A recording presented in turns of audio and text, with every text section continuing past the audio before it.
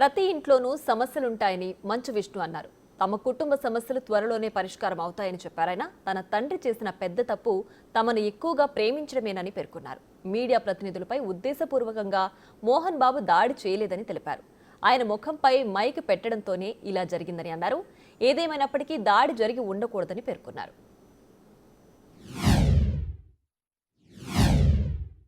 ప్రతి ఇళ్లలోనూ ఇష్యూస్ ఉంటాయి. ఇష్యూస్ రిజాల్వ్ అవుతాయని ఇంట్లో పెద్దలందరూ కోరుకుంటారు. ఎవరో ఒకరు తగ్గుతారు, ఎవరో ఒకరు they will see the sense అనేది వి ఆల్ హోప్. బట్ ఈరోజు ఈ సిచ్యువేషన్ మాట్లాడడానికి కూడా I don't know, it's very emotional for me. ఎక్కువ మాట్లాడితే I break down. It's very, very painful for all of us.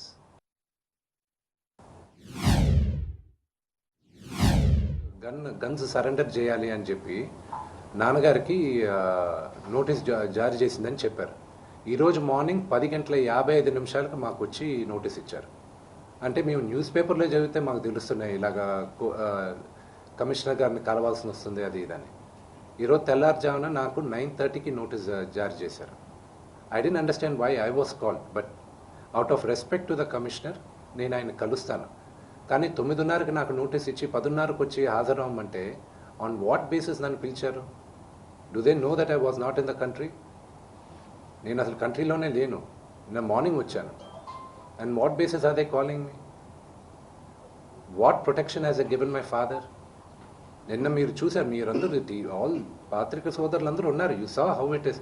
మీ ఇళ్ళ పైకి కానీ అలాగ ఎవరైనా వస్తే do you feel safe? It's really unfortunate. అది ఇంకా respecting the chair of the commissioner వాళ్ళు పిలిచారు కాబట్టి నేను కలుస్తాను. కలవాల్సిన అవసరం నాకు లేదు. As per law I don't have to meet them. Summons ఇచ్చారు రండి అంటే they are wrong because legally I came yesterday morning, but out of respect to the chair, I'll go and talk to them.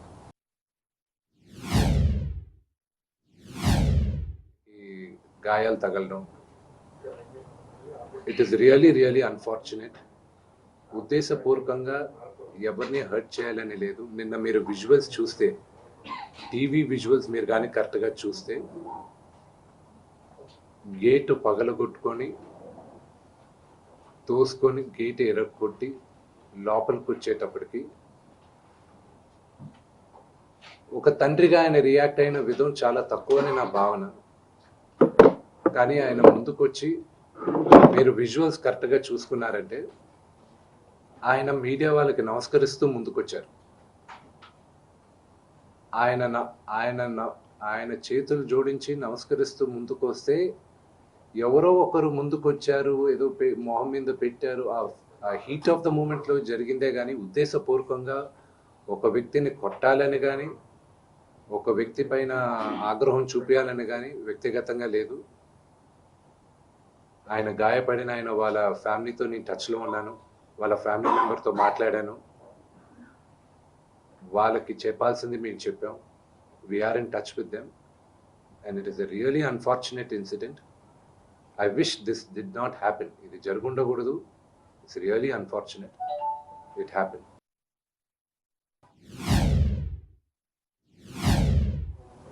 ఏ తండ్రికైనా ఆయన సంపాదనకి ఆయనకే హక్కు ఉండదు. ఇప్పుడు ఆయన లేకపోతే మేము లేము. ఇప్పుడు ఇట్ ఈస్ అన్ఫార్చునేట్. ఇప్పుడు ఆయన ఈరోజు నువ్వు నా దగ్గర ఉండడానికి వీలు లేదు అన్నాడంటే ఆయన ఇంట్లో, నేను ఉండడానికి నాకు హక్కేముంది? నేను కానీ మా సోదరి కానీ నా సోదరుడు కానీ మేమందరం బయట ఉండేవాళ్ళం.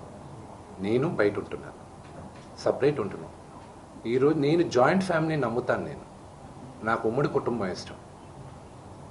కొంతమందికి న్యూక్లియర్ ఫ్యామిలీ ఇష్టం. అది తప్పు లేదు, ఎవరి అభిప్రాయాలు వాళ్ళవి.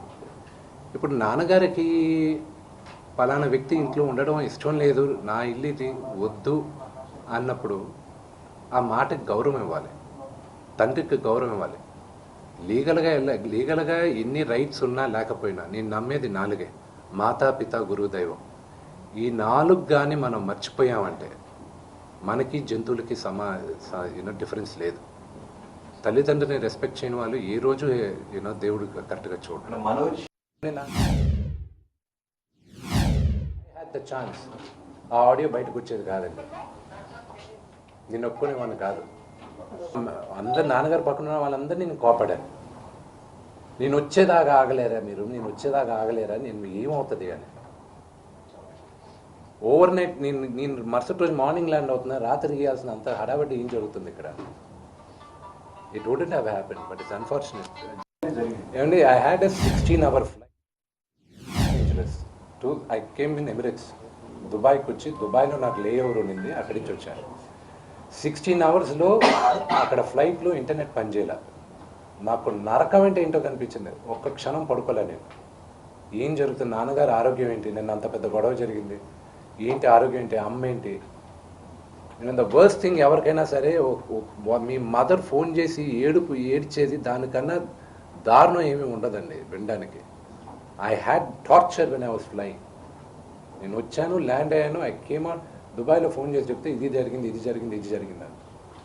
వద్ద why you guys doing this అన్నాను. వై యూ ఎస్కలేటింగ్ ఇట్ అన్నా.